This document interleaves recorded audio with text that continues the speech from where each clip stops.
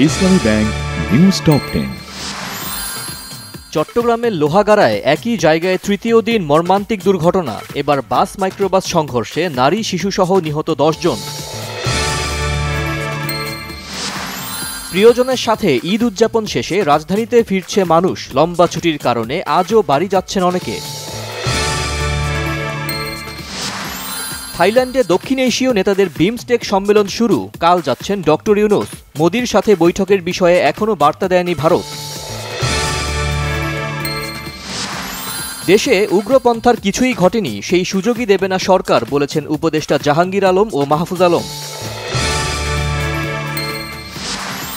বিএনপির মহাসচিব মির্জা ফখরুল ইসলাম আলমগীর বলেছেন, নির্বাচন ও সংস্কার নিয়ে বিএনপিকে টার্গেট করে অপপ্রচার করা হচ্ছে।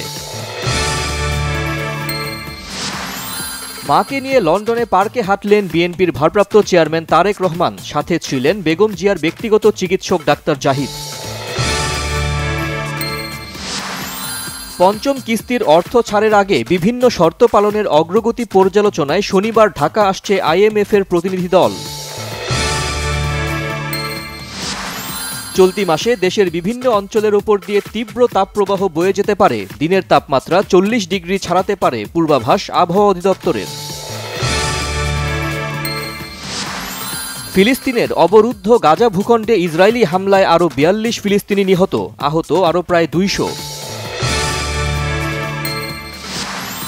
স্প্যানিশ কোপা ডেল রের ফাইনালে রিয়াল 8 গোলের শ্বাসরুদ্ধকর ফিরতি লড়াই সমতায় শেষ।